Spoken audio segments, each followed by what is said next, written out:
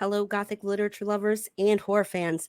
I am J.S. Larmore, aka Jax, and today joining me once again is Sabrina Voerman. We will be discussing her book, Blood Coven, and its series, the Bloodbound series. Blood Coven will be available on September 13th. So, without further ado, welcome to Ravens and Writing Desks. Hello, Sabrina Voerman. Thank you for joining me yet again. Welcome back to the studio. I'm so glad to have you here again. How are you? Good. Thank you for having me back. I'm doing great, enjoying the beautiful sunshine while we still have it. Yeah, looks good. It's not too hot, is it? It's terribly hot here. It was, but it's definitely cooled down as of the last 2 days, so it's perfect. That's good. I'm not even going outside if I can avoid it. It's so hot outside. That was last week for us, for sure. Yeah. So, what's new with you? What have you been up to since the last time we talked? Well, I mean, a lot has happened, but that's like mostly personal stuff. But for like in terms of my book is almost there. My book is almost out. So I think that's the most exciting Wow. thing coming up for me. So, remind us on the day when that comes out. September 13th. Less than a month away. Are you nervous? Yep. I'm not nervous. I'm more excited than nervous because I stand behind what I put out, and I'm very happy with it. I'm very very confident in this book and the series. That's good. I love that. I'm really excited for it. So just so people can remember, why don't you give us a recap about what it's about and the title Yeah, and the name of the series? for sure. So the book that's coming out September 13th is Blood Coven, and it's the first book in a series of 4. The series is the Bloodbound series. And Blood Coven is sort of a Red Riding Hood retelling. And basically, it follows this girl, Red, and the town in which she lives in, Sylvania, has this legend about a wolf. And it follows witchcraft and covens and how this wolf came to be, and just a lot of feminist, dark, macabre elements all coming together. Yes, that's awesome. Can you give us kind of like an idea? Is it in pre-order right now? Yeah. So it can be pre-ordered through Quill and Crow's website as well as on Amazon. And yeah, I think advanced reader copies went out and everything, so reviews are coming in, which is great. It's good to see kind of ahead of the game what to expect. How's the response so far? Pretty positive. That's I good. think a lot of people. I think the important thing is knowing your target audience, and as long as it's going Oh out to yeah, that for target sure. audience, you're going to find the people who know what you're trying to say with your story. They like your storytelling. They like all the elements of paranormal, supernatural things coming together. Right. Yeah, that's good.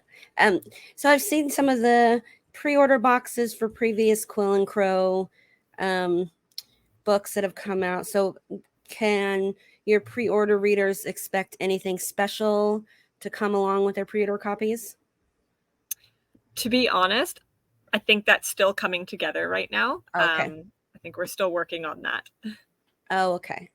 So that'll be a surprise, guys, which is always nice. Book mail with some surprises is that's always fun. Yeah. So you told us a little bit about the first book. Can you give us any, not really spoilers, because nobody wants that, but give us some idea about what is going to happen further into the series? Just a taste of how that's going to go. Yeah, I'm so excited for the rest of the books to come out. The first ones I feel like is always the hardest, and then the ones that follow it have so much more you can pull from everything. And so the second book that's coming out, I'm not going to give away the name or anything yet. It's my favorite one. It's darker, it's got more witchcraft, it's got more blood, it's got so many elements to it that I think really shine in this series. Yeah. Definitely witchier, which I think a lot of people are looking forward to. They're looking forward Yeah. to more elements of witchcraft and how far I can take that. So Yeah, definitely. I would like to see that too. So with it being like Little Red Riding Hood and kind of these elements of fairy tale and aside from the witchcraft and stuff, can you just kind of tell me what your relationship with is fairy tales and what they mean to you and why they're so prevalent in your story? yeah, that's a really good question. I've done a couple of university courses where fairy tales is kind of the starting point in a lot of these classes, and we dissect them and see how they've changed over the years. And throughout history, across the world, there's always legends and fairy tales that teach us morals as children. We learn about things that are really hard for us to comprehend as kids through these stories. And so everyone has heard of most fairy tales. Like, of course, there's really Yeah. obscure ones here and there, but most people, when you say Red Riding Hood, they know what you're talking about, some form of Red Riding Hood. Yeah. And so I really like having that foundation and seeing how I can bend it and mold it and make it scary and make it for adults and just kind of tear it apart, but still keeping some of the core morals that you learn. And I'm not saying my characters are the best moral compasses because they aren't. But that's also the fun of it, is being able to flip a lot of these roles on their heads and Yeah. completely changing them. Well, I think as adults, we're kind of looking for that, right? I mean, none of us are what anybody's going to say. I mean, if we say we're completely moral, then we're probably lying. But if we can see ourselves in those characters, then we're going to relate to them more. So I think as adults, we don't want a Cinderella who's an all around good girl who never, she doesn't do anything to hurt anybody.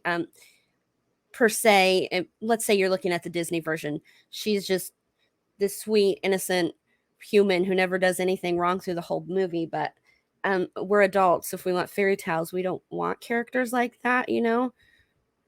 The Yeah, Sally do gooders. I think a lot of us would like to see Cinderella actually talk back to her step sisters and step parents, and Yeah, it makes them more real when they're faced with hard choices and have to make hard decisions that mold them into different people, because throughout life we all start off innocent and then we become more jaded and more cynical. And yeah, I think that's why morally gray characters are such a, everyone's drawn to them, you know, like the morally gray sidekick to the hero who's all good. We always tend to like them a little bit more because we can see ourselves in them more. absolutely. Absolutely. Yeah. Yeah. So, and that's what I'm liking about a lot of these retellings. Like, yeah, everybody wants the strong heroine compared to the Disney version of the true love and prince comes and saves the day. But we also want realistic. We just don't want boss babes that come in and just take over and they all want to be leaders. We're not all leaders, but we do want realistic, stronger female leads. So I am loving this era of fairy tale retellings, and I can't wait to see what you've done with your Little Red Riding Hood type characters. Thank you. Um, Yeah, I think the flaws in characters are what make them the characters that we yeah, for love. sure, for sure. So do you have a like favorite morally gray character? In Blood Coven or in general? Yeah, let's start with In Blood Coven, and then we can maybe look in other literature or pop culture or whatever. Yeah. Ah, I'm gonna go with this is a tough one. I like them all, honestly. I like them all and I dislike them all.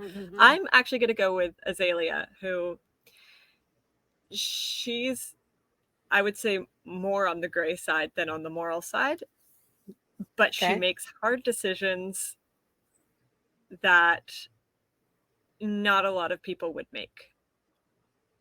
Okay. And I wouldn't do what she does, but in a way, I have this weird roundabout respect for her knowing what she needs to do. Right. Yeah. Okay. I like that about a character. How did you choose her name? A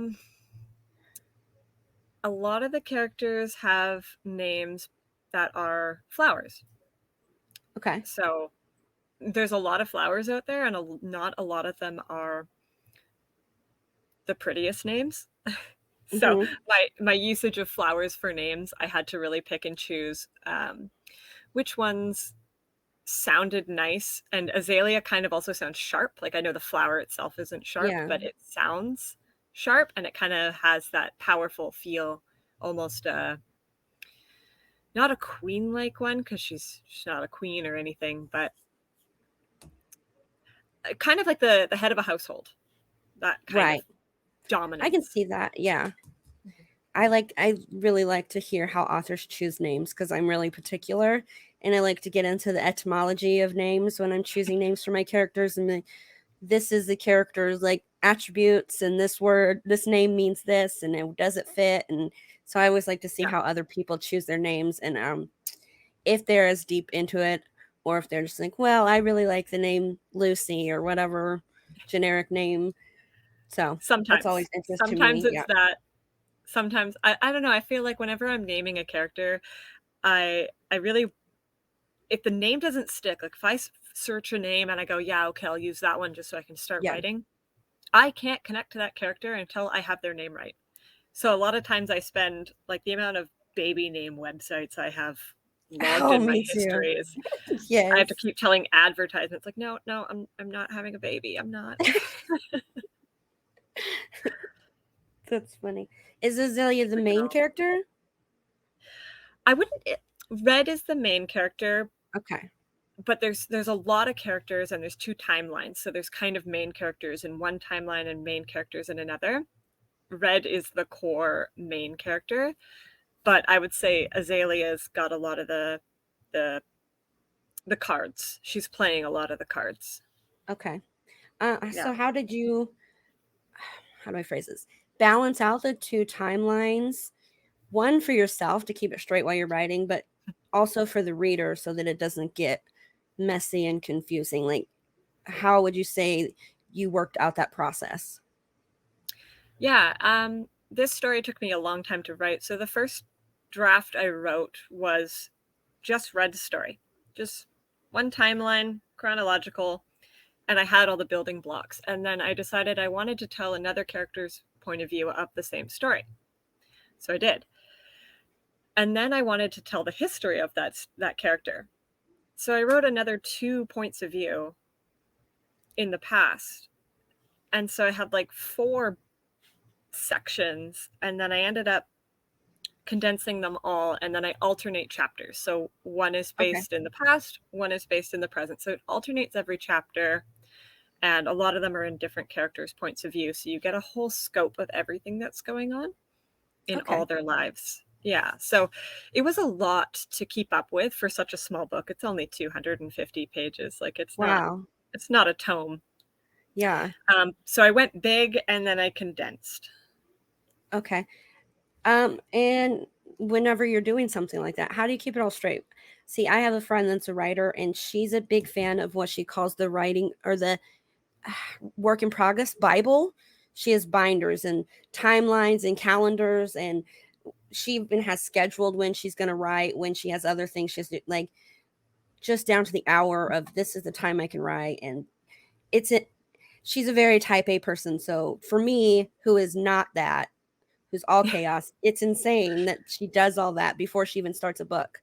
So how do you keep all of that large scope of something straight while you're putting it all together?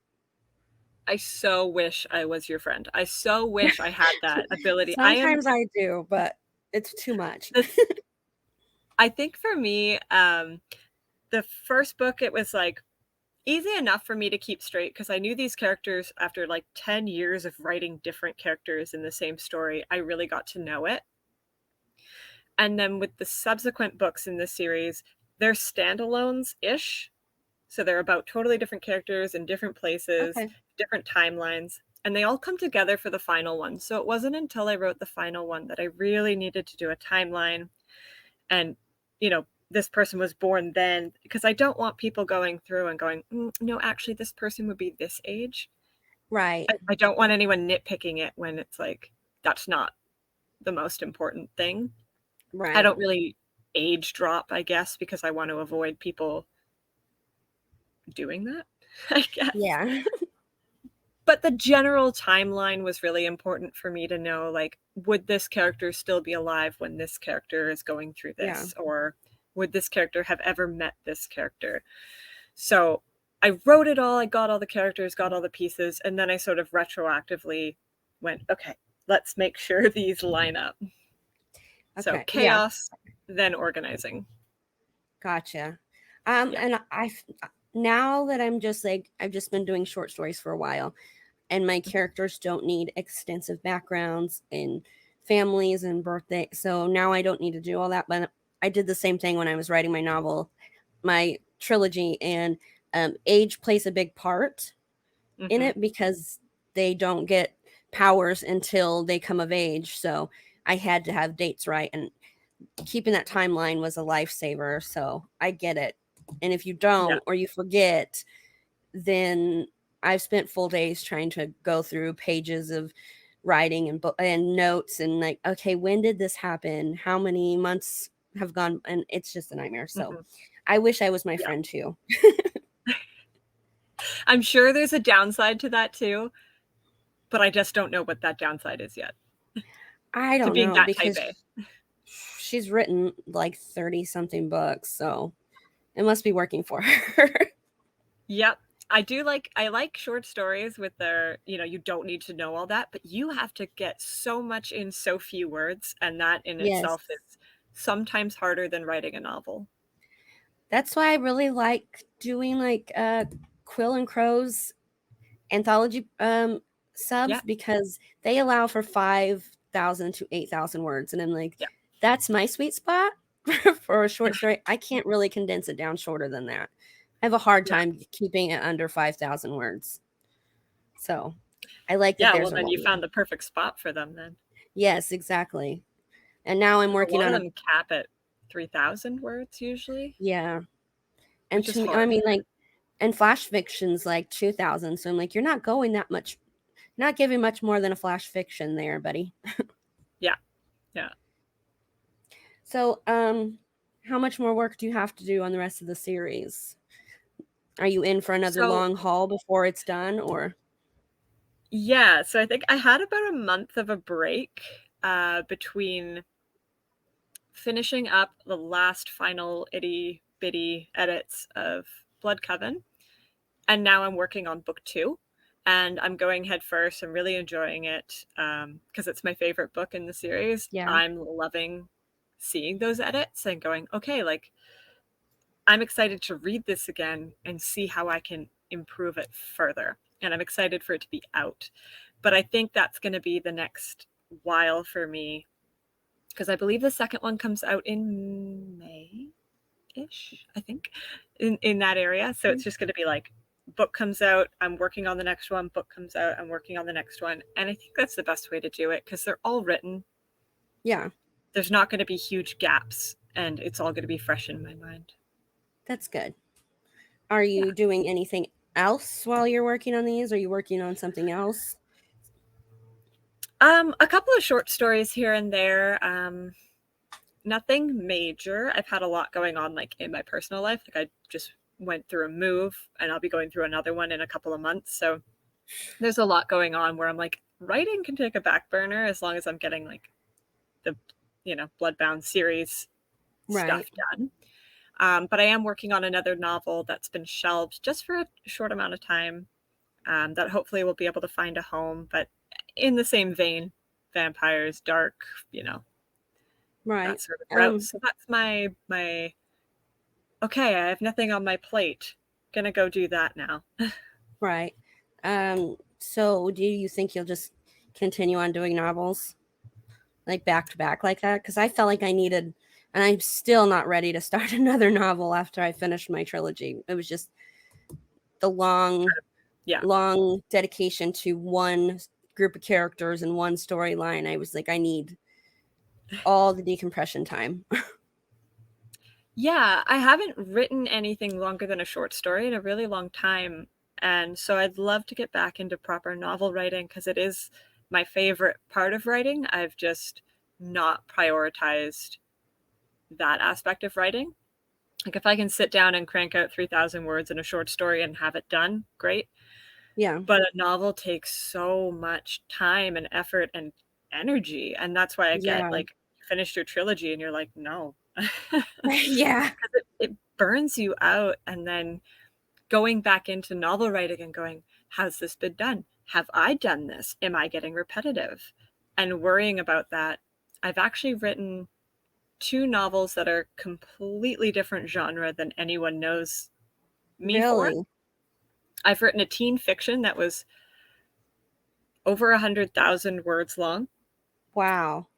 and he's sitting in a box right now, like a printed off copy. It's 400 pages, and that is like my child. I keep telling my mom, I'm like, "Your grandson is waiting for the right time." And then I also have like a chicklet new adult rom-com that I wrote, and sometimes it's good to just totally change genres to, like, cleanse the Yeah. palate. Yeah. Well, I get that. I did that. My first or my trilogy was fantasy. Mhm.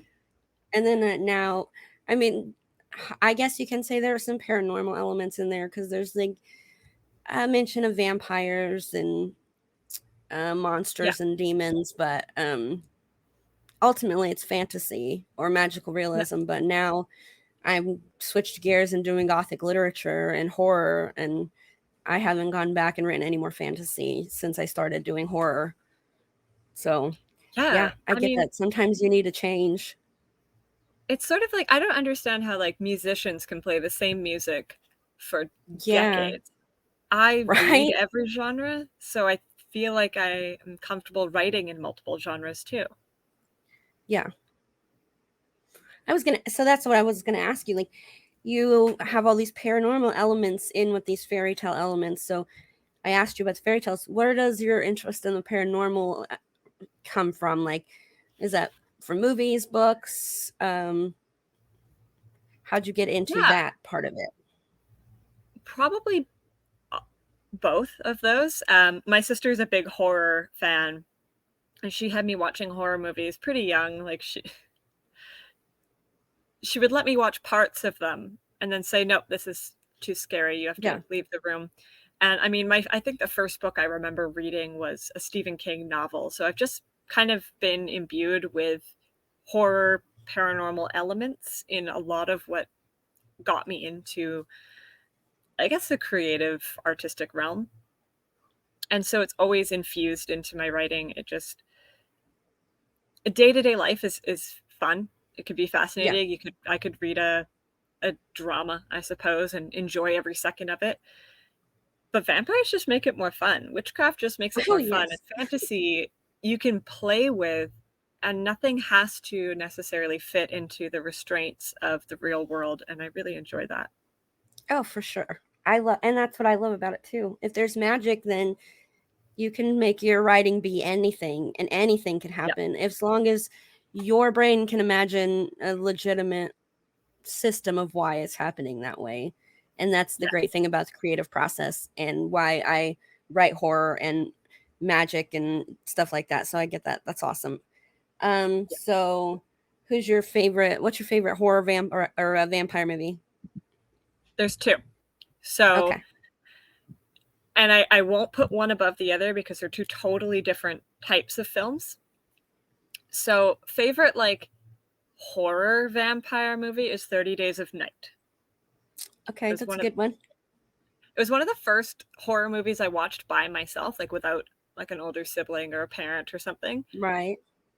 and I loved it. I loved how vicious it was. Like, these are vampires who don't have that glamour, that sex appeal. They're just Oh yeah. brutal, right? They are none of that. Yeah. And I thought it was a really creative concept too, so I really liked that one. I watch it every time it snows. That's when I'll throw it on. And then the other one is Byzantium, which is more a drama, and not a lot of people have seen it, but it focuses on I have not seen that one. oh, I highly recommend it. It takes such an Okay. interesting look at vampire lore and how, vampires originated. It's got my favorite actress in it, Gemma Arterton. And she's a vampire, and she's with her daughter, who she actually calls her sister because they're similar in age. And it's just this life they live, and they have to constantly keep moving because of being exposed. And there's it's beautiful, and it's quiet, and it could be its own film without even having vampires. Like, you could watch it, it would just be like, that would be a good film in itself. But when you add the like viciousness of vampires to something that is actually quite a quiet, sad story, it just, I don't know, I loved it. The minute I saw it, I was like, that's a favorite. I have two as well. One is so different than either of yours. And it is From Dusk Till Dawn. And because it's so silly and so off the wall and just gory and wild, and it doesn't make any sense. Yeah. And just the images, the torso guitar vampire just up there still playing music, that gets me every time. So that one is my absolute favorite. And then Interview with a Vampire. I just love that movie. It's beautiful, and it's dark, and it's period, and I just love that. So that's similar to mine, in that one is like loud and one is soft, I guess. And I don't know, I feel like with vampires you could do 1,000 different avenues, and it's good every way. You could do funny, you can do serious, you can do period, you can do like I'm sorry, I even like Twilight. I'm not gonna knock Twilight. I mean, they're not they are not peak cinema or even peak literature, but they are comfortable. They are very comfortable, and they're easy, and the soundtrack slaps. Yes, the soundtrack is fantastic. I prefer the books to the movies just because the characters have a little more personality in the books, and I think that they lost some of that in the movie, but they're both comfortable in very teeny. Yeah. I mean, I read them in middle school, so middle and high school, I think. They're very teen cinema and very teen literature, and that has a place in the world. I don't care what anybody says. Yes. Hate it, love it. And aside from the glittering, aside from the glittering, their vampires were badass. Like, you literally had to rip them apart and set them on fire to kill them. I mean, they could go outside, they could do whatever the fuck they wanted. So, and I'm pretty sure the third Twilight film was directed by the same guy who directed 30 Days of Night, David Slade. See? And I like the third one the most. Yeah. The third one is really good. It's pretty solid. That's when you get a lot of the viciousness of the vampires in this. Yeah, for sure. So yeah, I like them. But I don't think I've ever seen a vampire movie that I didn't like. Even bad ones. But I do watch really bad horror movies and love them, so. They have a place in this world too. And I think bad horror doesn't necessarily mean it's a bad film. Exactly. Yeah, I mean, I've seen some that I didn't enjoy because they took themselves too seriously. Yeah. We watched one once in a watch party, and I'm not going to name names just because, but what happened was the director and the writer ended up joining our watch party somehow. And it kind of made it where we didn't want to make fun of the movie, which kind of made it not as fun as it usually was. And then it was obvious that he took himself very seriously. Oh, okay. Yeah. Even though the movie was a goofy ass movie. So it was like, it left a bad taste in all of our mouth. Yeah. No, that would for sure. Yeah, I like the campier ones. Like, my favorite werewolf movie, with no hesitation, is Ginger Snaps. I love that movie so much. Combining werewolf with like menstruation and like high school angst, that was perfection. Yes. And it was filmed in Canada, so it's even more of a favorite. Yeah. I love that movie. I don't care what anybody says. It's so good. I can't find it anywhere. I've been trying to buy it for a reasonable price. Nothing. Doesn't exist. I don't know about buying it, but I know it's on Tubi if you want to watch it. And I want to own it. yeah, that makes sense. I don't know about buying it, but yeah, I know it's on Tubi. I just saw it on there the other day while I was looking for movies to watch. That's good to know, though, because I think we have that in Canada. That's good. That's an excellent streaming service for anybody that wants to know. There are commercials, but everything on there is free, and they have things you don't even realize that you were missing and you forgot existed until you see them on there. And then you're like, oh my God, I forgot about this. So yeah, those are the best ones for sure. Okay, let's see. Oh, I have back to Blood Coven. I do have this snippet to share. Okay, this is, come on. Can you see? One second. It's not cooperating. All right, there we go. Okay, this is a snippet Sabrina was kind enough to share with us from Blood Coven. Contained inside was a scroll bearing the incantation that allowed one to control the wolf. One simple sacrifice and a bloodline would be massacred, allowing them to rise again.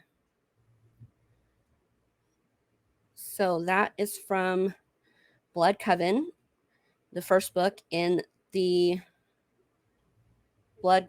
What is it? I'm sorry. My brain just went blank. There we go. Bloodbound series. Got it. My mind went completely empty for a second. There's a lot of mentions of blood. Lots of blood. That's good. Yeah, that's a good sign. And that is coming out on September 13th. It is up for pre-order right now at thecrowshop.com and on Amazon. But I have seen lots of cool stuff coming out from the pre-order boxes from thecrowshop.com. So if I were you, I would go there to get your pre-order so that you can maybe get some goodies. I agree. Lots of neat stuff in their packaging. So you've been here before and you know about this time we like to play some little silly game. Yes. So I have today, I want to do who would win in a fight. Oh, yes. Okay. So these are monsters of one sort or another from pop culture. All right. Are you ready? I am so ready. Okay. Who wins in a fight? Dracula or the Count from Sesame Street?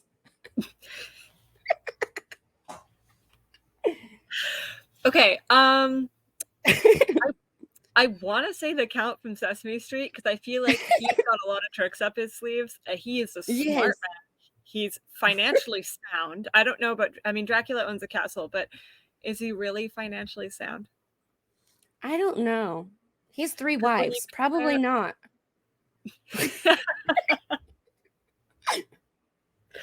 Oh, man. And I bet the property taxes on that castle are sky high. Right? So Sky high. I feel like when you have a lot of money in your pocket, you have a lot of advantage. Look at Batman. Look at Iron Man. I'm going to go with the Count from Sesame Street. All right. I appreciate how serious you're taking this. Okay. Who wins in a fight? Wolfman or Jacob Black?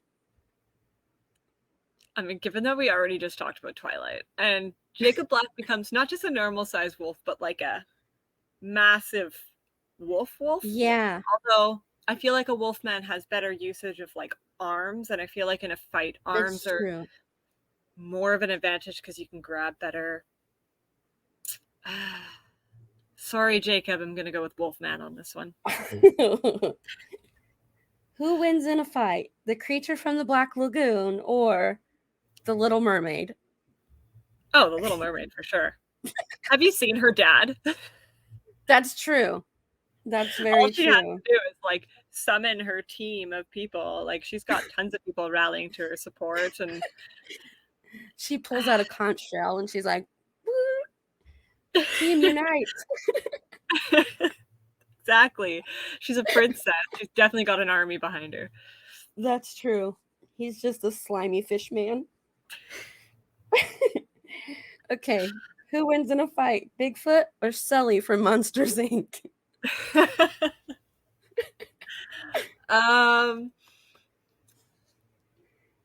Sully's too much of a softie. I'm gonna go with Bigfoot, It's and true. I don't know. I've heard some horror stories about Bigfoot up in my neck of the woods, because it's very. You go drive anywhere and you're gonna see giant statues of Bigfoot around here. Oh Um, yeah. so I feel like it would be a crime against my community to say anything other than Bigfoot. Yeah. I feel like I have to too, because there's like rumors of not just Bigfoot, but them finding like family nests that they Mm-hmm. think were some kind of ape man that they or like abandoned, just like giant gorilla looking nests, In but they places weren't with there no anymore. gorillas. Yeah, with no gorillas, Yeah. obviously, because I live in Oklahoma. There's no gorillas here. Yeah. Who wins in a fight? Trimmers or the Beetlejuice sandworms? Oh, this is the hardest one.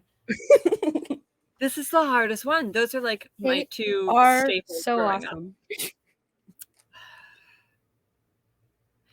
Well, the sandworms took out Beetlejuice and Kevin Bacon took out a Tremor, so we're gonna go with the sandworms. Okay. Yeah. Yeah. They're from another planet, which I think is an advantage, whereas the Tremors were from Earth, I think.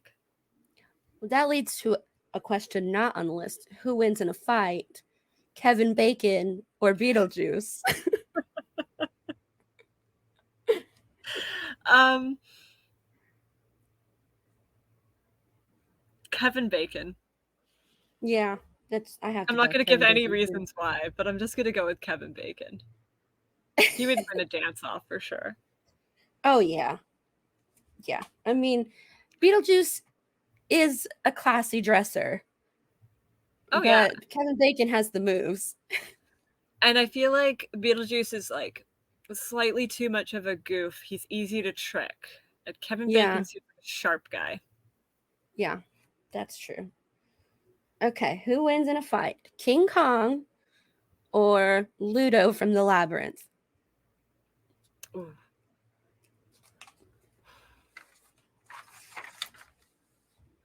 Well, Ludo can summon rocks. That is true. And I feel like he's got a good support team.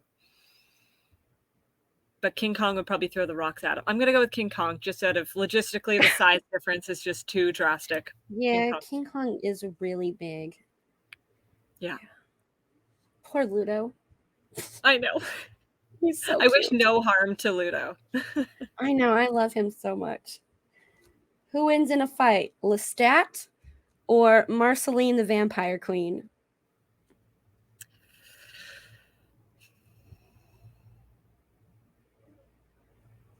I don't know. I feel like Lestat's kind of unkillable. Yeah.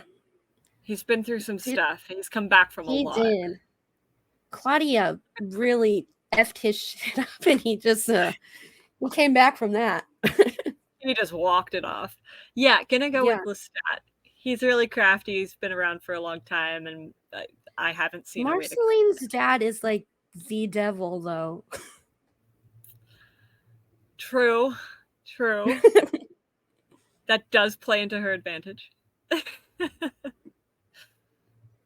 Still, I don't know. I don't think Lestat can go. Yeah. I might have to call that one a draw for me. Okay. I'm cool with that. Maybe they just make friends.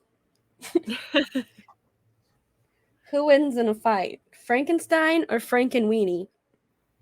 Ooh. Frankenweenie, because I don't think Frankenstein would hurt a dog. I don't think so either. He's so nice. He's actually like such a smart monster. Yes. I actually or do you mean the doctor? The monster. Sorry, Frankenstein's monster. Okay. I actually, and we'll probably get vilified for this, but I did not enjoy Frankenstein. Neither did I. Victor Frankenstein is a whiny blowhard, and I just wanted him to shut up the whole time. It's I like, feel please stop like talking. every time Frankenstein's monster was talking, I was like, yeah, he's got really good points. Like I get what he's Yeah. saying. But yeah, for Victor, I was like, you're kind of an asshole. I was really enthralled by the monster's story, and it was like, okay, I want to read all this. I feel so bad for him. He just wanted somebody to be like, hey, let me help you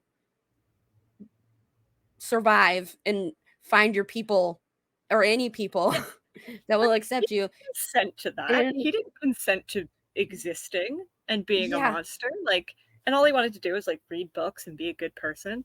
Wow, it was yeah. better than most people. And then Victor Frankenstein's playing the victim because he created this thing and abandoned it and was like, it's not my fault. No, dude, it's all your fault. I actually will always recommend The Dark Descent of Elizabeth Frankenstein because it is Okay. such a good book. It's such a quick read. I actually listened to it on audiobook and then bought the physical copy. It takes Victor's wife's point of view Oh, throughout okay. his journey, and it's really interesting. I loved it. I'm going to check that out. Yeah, Anybody it's good. besides him talking, the story would have been a lot better. That's what I felt. That's how I felt. Yeah. Okay, who wins in a fight? The Headless Horseman or Jack Skellington, the Pumpkin King? Jack Skellington. Oh, for sure. Yeah. I don't even have to explain. Everybody out there knows. You guys know. Yeah, Don't even yeah. argue. All right, last one. Who wins in a fight? Audrey 2 or the Fly? Who's Audrey 2? I gotta do a quick Google. The plant from Little Shop of Horrors. Oh, the Fly. I don't know. Jeff Goldblum, before he's even the Fly, he's like really jacked. I wasn't expecting that when I saw that movie. He is. Yeah. And he just wanted like to run for, like be a political fly, and like he had that, so Be he a had like political political power. fly. He had political power plus like physical power, and I feel like that's just like the power combo. And Yeah. I'm also biased So because I haven't seen Little Shop of Horrors. um well then I won't spoil. It's one of my favorite movies, and I do like the director's cut of the 1986 version better than the like they have a happy ending cut and then they have a director's cut. Oh. But the director's cut was the original ending from the 1956 version. Okay. But for some reason in 1986, then they decided that was too scary for audiences, even though it was fine Come for on. people in 1956. But yeah, I like the scarier version. But yeah, the plant does kind of get its ass kicked in one of the versions by Rick Moranis. So Jeff Goldblum probably would have it in the bag. I think so. Yeah. Okay, so now is your time to plug your book and your socials and whatever else you want to plug. Okay, awesome. Well, as we mentioned before, my book Blood Coven, the first book in the Bloodbound series, comes out September 13th, coming up really quickly, like 3 weeks. You can pre-order it at Quill and Crow's website and on Amazon. My socials are s.voerman on Instagram, and then Sabrina Voerman pretty much everywhere else. Facebook is kind of the only one I'm active on, but I also have a Twitter somewhere out there. So Instagram's kind of my main hub, and then my website is Sabrina Voerman Author. Okay, as always, those will be linked in the description below. I am JS Larimore, aka Jax. You can find me on Twitter at Jax2_0, on Instagram at JS Larimore, on TikTok at Jax the Tiny Raptor, and on my website at jslarimore.com. Like I said, go to thecrowshop.com. That's shop with 2 P's and an E if you want to pre-order Sabrina's book, The Blood Coven, and it will be out on September 13th. So thank you for joining me again. I can't wait for the book to come out, and I had so much fun talking to you for the second time. I'm really excited for the release. Good luck, and I hope it goes really great. Thank you. Thank you for having me again. I had a lot of fun. This game was like on point. Yeah. I It feel might like be I one of brought my a lot favorite more to the ones. table. It's a good one. Yes. It's a good one. Yeah, thank you again for having me. I had a lot of fun. Absolutely. Thank you all for joining us. Be sure to hit the like and subscribe button and turn on those notifications so you don't miss any episodes. Thank you for joining us on Ravens and Writing Desks.